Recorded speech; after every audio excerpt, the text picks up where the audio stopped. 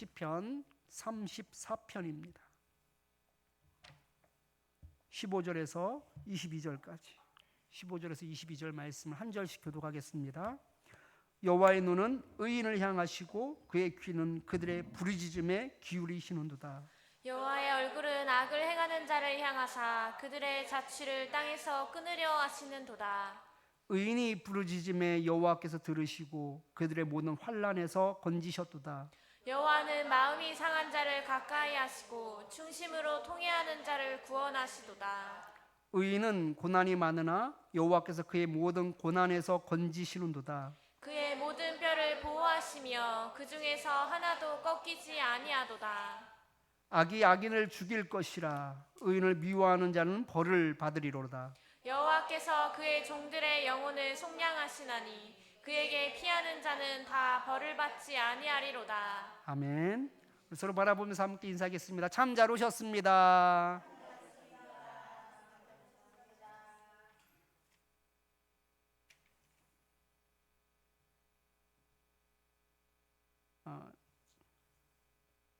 시편 34편은 바로 다윗이 그 죽을 곳에서 겨우 살아나서 그리고 하나님을 찬양하는 노래라고 제가 말씀을 드렸는데요. 표지에도 나와 있죠. 다윗이 아비멜렉 앞에서 미친 채 하다가 쫓겨나서 지은 시라고 아주 구체적으로 설명을 하고 있는데 그 절대절명의 어떤 그런 순간에 하나님께서 구원해 주신 그 은혜가 얼마나 컸는지 이렇게 노래합니다. 여호와의 눈은 의인을 향하시고. 하나님이 눈이 있어요, 없어요?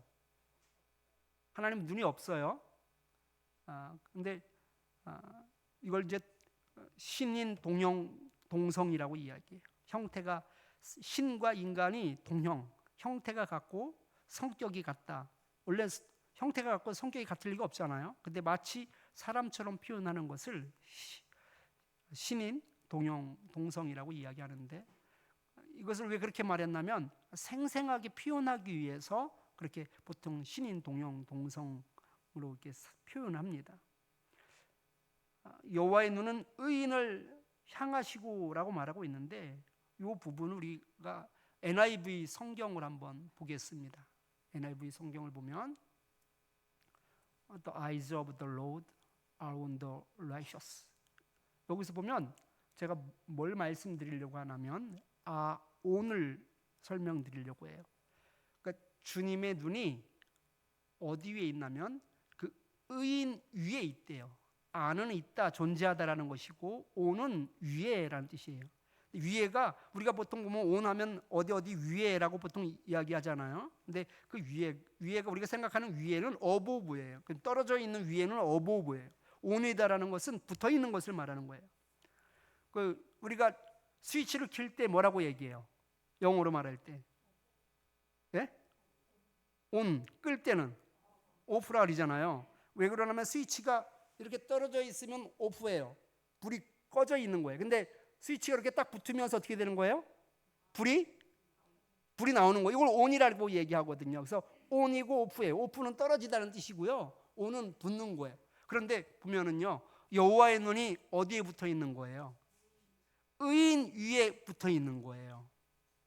생생하죠? 그러니까 하나님의 눈은, 그러니까 하나님의 시선, 하나님의 마음이 어디에 있냐면 그냥 의인에 딱 붙어 있는 거예요.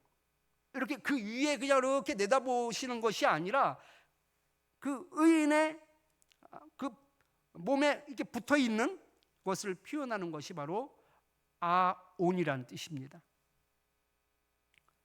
그만큼 우리 하나님께서 우리를 의인을 얼마나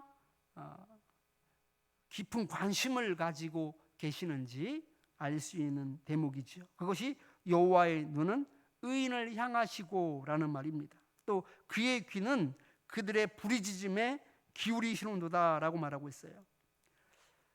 하나님의 귀는요, 하나님의 귀가 없죠. 이것도 생생하게 어떤 그런 느낌을 표현하기 위해서 그렇게 말씀하고 있는데, 귀는 그들의 부르짖음에 기울이시는도다라고 말하고 있는데, 이 부르짖다라는 말은요, 사우아라는 말인데 도움을 청하면서 도움을 청하는 부르짖음, 이걸 갖다가 사우아라고 말합니다. 그러니까 그냥 부르짖는 것이 아니라 어떻게 부르짖은 거예요? 도움을 청하면서 하나님께 부르짖었다라는 거예요. 이 간절한 부르짖음이죠. 간절한 부르짖음. 하나님이 도와주시지 않으면 안 됩니다라는 어떤 간절한 부르짖음, 이것이 바로 그들의 부르짖음입니다. 그러니까 그렇게 간절하게 하나님께 부르짖을 때 하나님께서 어떻게 하신다는 거예요? 귀를 기울인다라는 거예요. 여호와의 얼굴은 악을 행하는 자를 향하사, 이제 반대를 이야기하고 있는데, 여호와의 얼굴이 향한다라는 것은 두 가지 의미가 있어요. 의인한테 행할 때는 그것이 여호와의 은혜예요. 그래서 그 아론이 축복을 기도할 때 뭐라고 이해하면, 여호와의 얼굴이 우리를 향하사라고 말하죠. 얼굴이 우리에게 향하게 해달라고 기도를 하거든요. 그러니까 의인에게 향하는 얼굴은 축복이고 은혜예요. 그런데 반대로 하나님의 얼굴이 악인에게 향하면 어떻게 될까요? 그건 진노예요. 심판인 거예요. 여호와의 얼굴은 악을 행하는 자를 향하사, 이 악을 행한다라는 것은 13절 14절 말씀인데 그것과 반대되는 건데, 의인에 대해서 말할 때 뭐라고 말했냐면요, 13절 14절 말씀 보면 내 혀는 악에서 금하며 내 입술을 거짓말에서 금할지어다. 악을 버리고 선을 행하며 화평을 찾아 따를지어다. 이것이 의인이 살아가는 모습이에요. 의인이 살아가는 모습은, 그러니까 혀를 악에서 금하는 것이고 입술을 거짓말에서 금하는 것이고 화평을 찾아 따르는 것이에요. 그렇기 때문에 악을 행하는 자를 하나님께서 그 얼굴을 향한다라고 말하고 있는데, 그러니까 악을 향한다라는 것은 결국 무슨 말이냐, 혀에 악이 가득하다라는 것을 말하는 것이고, 그 입술에는 거짓이 가득한 것을 말하는 것이고, 그리고 화평을 이루는 것이 아니라 다툼과 분쟁을 이루는 사람을 악을 행하는 자라고 표현하고 있는 것이죠. 그렇게 입술에 또한 혀에 거짓과 악을 품고 있으며 분쟁과 다툼을 일으키는 그 사람들은 그들의 자취를 땅에서 끊으려 하시는도다라고 말하고 있어요. 여러분, 자취라는 것이 흔적이에요. 흔적. 그걸 자취라고 말하죠. 문자적으로 해석하면 기억을 말하는 거예요. 그러니까 하나님께서 기억을 끊어버리시겠대요. 그러니까 이거 두 가지 의미를 가지고 있는데, 기억을 끊는다라는 것은 먼저 어떤 공동체에서 완전히 잊혀진, 그리고 제거된 상태를 말하는 거예요. 그것이 기억이 끊어지는 것이, 자취, 흔적이 끊어지는 것이죠. 또 한 가지는 언약적 측면에서 생각해 볼 수 있어요. 언약적 측면에서 이 자취를 땅에서 끊는다는 것은 하나님의 축복을 누리는 그 삶의 터전에서 끊어진다는 것을 의미합니다. 어떤 사람이 혀에 악이 있고 입술에 거짓이 있고 화평을 도모하는 것이 아니라 다툼과 분쟁을 일으키는 그 사람들에게는 이런 자취, 기억조차도 사라지는, 제거되는, 그래서 하나님의 축복을 누리는 삶의 터전에서 떠나게 되는 그런 심판을 당하게 될 것이다라고 말씀하고 있습니다. 그런데 우리가 한 가지 기억해야 되는 것은, 이런 것들을 인과응보적인 어떤 심판으로 생각하면 안 되는 것이, 우리 인과응보적인 심판은 어때요? 나쁜 일을 하면 어떻게 돼요? 바로 징계를 받아요. 선한 일을 하면 바로 어떻게 돼요? 하나님의 복을 받아요. 인과응보적인 어떤 결론이죠. 근데 하나님의 심판은 인과응보적인 심판은 아니에요. 누가복음 16장 25절 말씀을 같이 한번 읽어보겠습니다. 누가복음 16장 25절 같이 한번 읽겠습니다. 시작. 아브라함이 이르되 예 너는 살았을 때에 좋은 것을 받았고 나사로는 고난을 받았으니 이것을 기억하라. 이제 그는 여기서 위로를 받고 너는 괴로움을 받느니라. 부자가 있었어요. 그리고 그와 반대되는 거지 나사로가 있었는데, 거지 나사로는 고생하다가 이 세상을 마치고 그리고 구원받은 거예요. 그리고 떵떵거리던 부자는 어떻게 된 거예요? 죽을 때까지 떵떵거렸어요. 그러니까 여러분, 그런데 중요한 것은 그러면 심판이 없는 것이냐? 우리는 심판이 없는 것처럼 보이잖아요. 그러면요, 야, 악인이 저렇게 끝까지 잘 될 수 있어? 시험 들어요, 안 들어요? 시험 든다니까요. 근데 그거는요, 세상뿐만이 아니에요. 교회 안에서도 그래요. 와, 저렇게 믿는데 왜 저 사람은 잘 되는 거야? 아니, 저런 식으로 예수님을 믿는데, 아니, 저 집안은 왜 자식들도 다 잘 되지? 마음이 아파요, 안 아파요? 하나님이 개입하지 않는 것 같아요. 왜 그러냐면 인과응보적인 사고를 가지고 있기 때문에 그래요. 권성징악과 같은 사고를 가지고 있기 때문에 그래요. 그래서 나쁜 일을 하면 벌을 받아야지 되고, 좋은 일 하면 하나님의 복이 막 떨어져야지 된다고 생각해요. 여러분, 성경은 권선징악이 아니에요. 물론 하나님이 그렇게 하시지 않는다는 건 아니에요. 결국 어떻게 돼요? 부자가 어떻게 됐어요? 죽을 때까지 떵떵거렸지만 지옥에 갔어요. 멸망당하게 되었어요. 그리고 선한 나사로가 가난했기 때문에, 거지였기 때문에 구원받았다라는 것을 의미하는 거 아니에요. 그걸 하나님 말씀하시는 게 아니에요. 여러분, 오해하시는 분들이 있어요. 가끔씩 이 땅에서 아주 힘들게 어렵게 살았기 때문에 죽어서는 편한 데로 간다라는 의미가 아니에요. 여기에는 행간의 해석이 돼야지 되는 부분들이 많이 있는 거죠. 그죠? 구원 받을 만한 삶을 사는 거죠. 가난해서 간 게 아니에요. 그런데 구원받을 만한 그런 인생을 살았지만, 선한 삶을 살았지만 죽을 때까지 어떻게 살았어요? 가난하게, 찢어지기 가난하게 살다가 죽었지만, 그러나 승자는 누군 거예요? 승자는 나사로예요. 승자는. 왜냐하면 이 땅의 삶은 이 세상, 이 영적인 세계를 놓고 보면 점으로도 표시 안 돼요. 점으로 표시되겠어요? 안 되겠어요? 이 영혼과 영혼 사이에 있는 이 100년의 삶이 점으로 표시되겠어요? 안 되겠어요? 점으로 표시돼요? 이 영혼이다라는 것은 셀 수 없는 연도예요. 이 셀 수 없는 연도 가운데 이 100년이 표시가 돼요? 안 돼요? 안 돼요. 제가 예전에 그 영상을 통해서 뭘 봤냐면 우주를 봤어요. 우주를 봤는데 뭘 봤냐면 작은 행성 있잖아요. 작은 행성 뒤에 그것보다 큰 행성이 이렇게 보이더라고요. 그래서 이 큰 행성보다 또 다른 큰 행성이 보이면서 이건 또 멀어지는 거예요. 그리고 이 큰 행성이 또 이게 전면에 있었는데 다른 큰 행성이 보여지면서 이건 뒤로 가고, 근데 뒤로 가는 것들이 처음에 봤을 때는 큰 행성이었는데 더 큰 행성이 계속 나오다 보니까 처음에 보였던 행성들이 어떻게 돼요? 아니, 작은 게 아니라 나중에는 안 보여.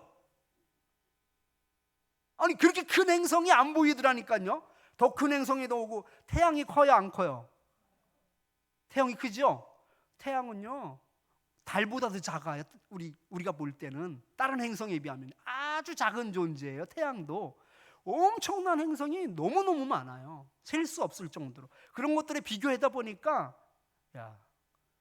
지구는 점도 안 돼요. 여러분, 우리의 삶이 점이 돼야 안 돼요? 점도 안 돼요. 먼지도 안 돼요. 그러니까 결론적으로는요, 나사로가 이긴 거예요? 부자가 이긴 거예요? 나사로가 이긴 거예요. 하나님의 심판은 반드시 있다니까요. 지금 당장 없다고 할지라도 여러분, 하나님의 그 심판은 그냥 넘어가는 것이 아니에요. 반드시 하나님께서 그 과오에 대해서 물으십니다. 그래서 그 자취를 땅에서 끊어버리시겠다라고 말씀하고 있습니다. 이것은 그 자취를 끊어버린다는 것이 지금 당장 이루어지지 않는다고 할지라도, 당장 이루어지지 않아도, 죽을 때까지 이루어지지 않아도 반드시 그 심판이 있다라는 거예요, 없다라는 거예요? 반드시 그 심판은 있는 거죠. 17절 말씀을 보면 의인이 부르짖음에 여호와께서 들으시고 모든 환난에서 건지셨도다. 여기서 의인이 부르짖었다라고 말하고 있는데, 제가 좀 전에도 말씀드렸지만 15절에서 이 부르짖었다라는 사우아라는 말이 무슨 뜻이라 그랬어요? 어떤 부르짖음이라 그랬죠? 도움을 청하는 그런 간절한 부르짖음이 사우아요. 그런데 17절에 의인이 부르짖음에 라는 말은 사우아가 아니라 이 차크라는 뜻인데, 이건 비명을 지르다라는 뜻이에요. 비명을 지르다. 그러니까 15절에 부르짖는 것과 17절에 부르짖는 것은 달라요. 어떤 게 더 절박해요? 예?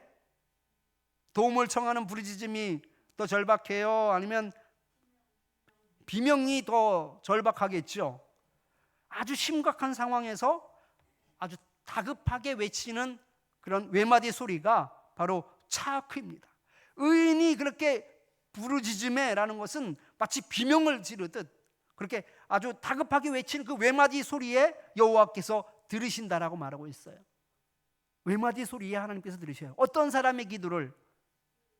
의인이 부르짖는 기도에. 그 바귀라고 혹시 아세요? 미라클 아셔요? 바귀가 그 유명한 또 셀럽인데, 이 사람이 그 장애를 얻게 됐어요. 근데 장애를 얻게 됐는데 가족이 전부 다 신실한 기독교인이에요. 근데 이 바귀가 예수를 믿는데 그렇게 잘 믿지 않았던 것 같아요. 인턴 생활하다가 이제 회사에서 인정을 받아서 내일 정식 직원으로 출근하는 날이었어요. 그러니까 너무 기쁘니까 동료들하고 회식을 했어요. 인사불성이 돼서 계단에서 떨어져서 목이 꺾인 거예요. 뇌에서 피가 엄청 흘렀어요. 그래서 병원을 가게 됐는데, 근데 문제가 생겼어요. 수술을 하려고 하면 의식이 깨어나야지 된대요. 그래야지 수술을 할 수 있대요. 의식이 없는 상태에서 마취를 하게 되면요, 영원히 깨어나지 않을 수가 있대요. 그런데 골든타임이 있어요. 수술을 하려면 이때까지 미루면 안 되는 골든타임이 있는 거예요. 얼마나 간절하겠어요, 그 부모가. 그 의식이 깨어나지 않으면 생명을 잃을 수도 있는 그런 촉박한 시간이 점점 다가오고 있었는데 여전히 깨어나지 않고 있었어요. 그리고 이제 그 골든타임으로 정한 시간이 이제 1시간 남은 거예요. 그때 1시간 남았다라는 그 절망적인 이야기를 의사를 통해서 들은 그 아버지가 이렇게 이야기합니다. 아버지는 갑자기 나를 향해 소리치기 시작했다. 위야, 지금 일어나야 돼. 지금 일어나야 네가 살아. 눈 떠 임마. 눈 떠 위야. 일어나 제발. 이렇게 절규하듯 소리를 쳤대요. 그런데 거짓말처럼 그때 눈을 번쩍 떴다고 합니다. 그러니까 바귀는 그 기억이 없어요. 그런데 아버지가 이렇게 절규하면서 마치 비명을 지르듯 그렇게 지금 일어나야지 살 수 있다라고 기도하는 마음으로 그렇게 외쳤던 것이지요. 그리고 기적적으로 눈을 뜬 거예요. 어머니의 눈물이라는 내용이 있는데, 어머니는 끊임없이 눈물로 부르짖으셨습니다. 나는 그 기도의 힘으로 나의 고통, 환난, 모든 두려움을 이겨낼 수 있었습니다. 이렇게 말하고 있습니다. 정말로 도움을 바라며 하나님께 부르짖는 것, 이것이 간절한 기도라고 이야기한다면 아주 비명과 같은 이 부르짖음은 절박한 기도라고 생각할 수 있어요. 절박한 기도. 위야, 지금 일어나지 않으면 너 죽어.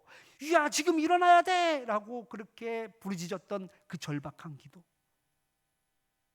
여러분, 우리가 그런 기도가 우리 삶 가운데 있기를 축원합니다. 이런 기도를 하나님께 드릴 때 하나님께서 우리의 기도를 들으신대요. 그러니까 어쩌면 우리는 아직 여유가 있는지도 몰라요.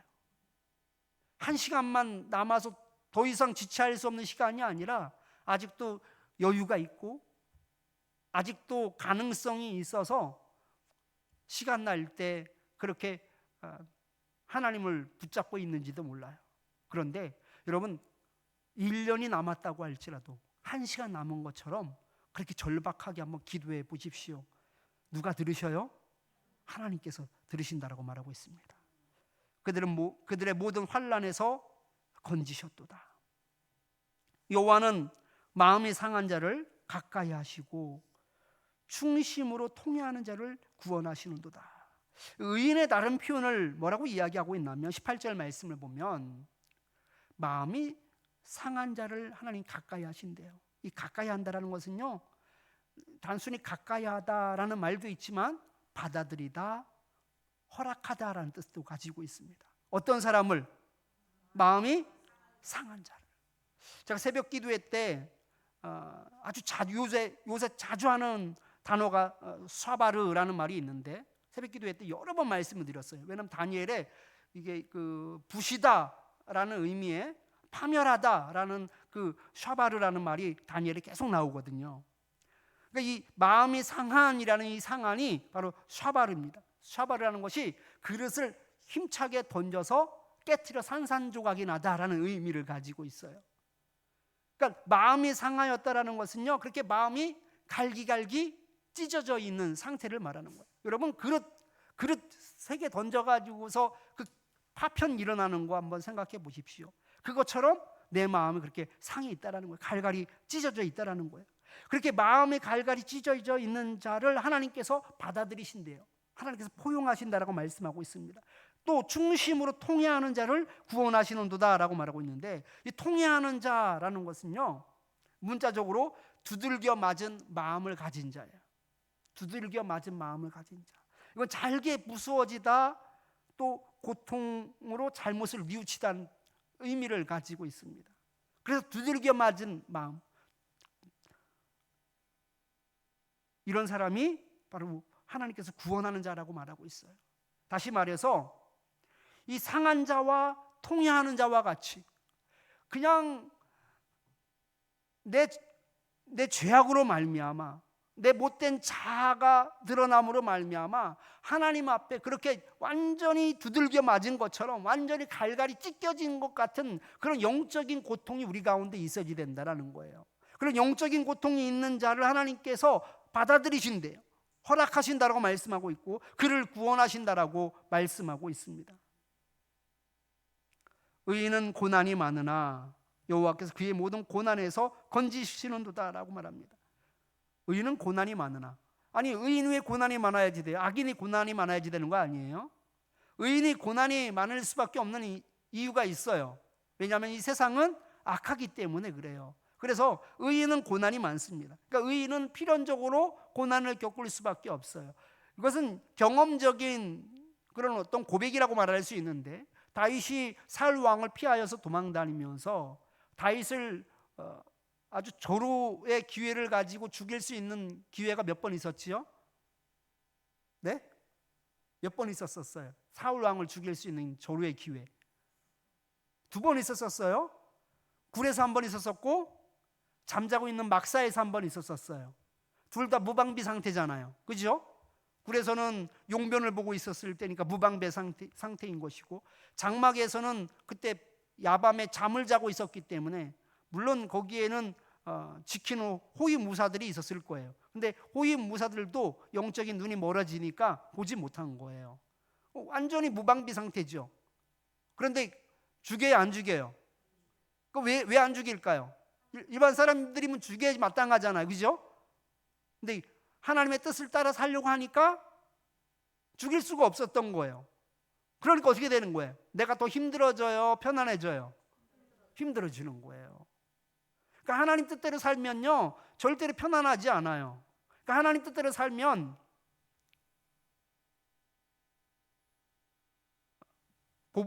보복해야지 되는 것도 어떻게 되는 거예요? 용서해야지 되는 거지, 그죠? 미워해야지 되는 것도 사랑해야지 되는 거고, 그냥 성질대로 해야지 되는 것도 참아야지 되는 것이고, 개인적으로도 이런 어려움이 있는 거예요. 그래서 의인은요, 필연적으로 고난을 받을 수밖에 없습니다.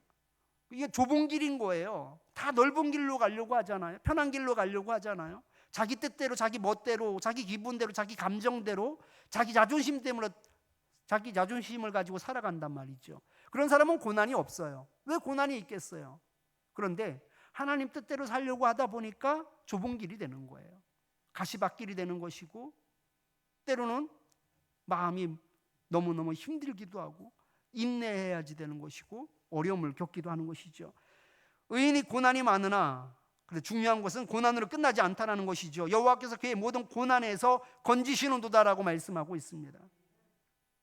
하나님은 그 고난에서 이기길 원하시고, 그리고 그 고난을 통해서 하나님께서는 반드시 구원해 주시는 줄 믿습니다. 시편 37편 24절 말씀을 같이 한번 읽어보겠습니다. 그는 넘어지나 아주 엎드러지지 아니함은 여호와께서 그의 손으로 붙드심이로다. 아멘. 넘어지나 엎드러지지 않은 것은 그의 손으로 하나님께 다시 붙들어 주신다라는 거예요. 고난이 필연적이다라면 하나님의 구원도 여러분 반드시 필연적인 줄 믿으시기 바래요. 하나님은 그걸 다 계산하세요.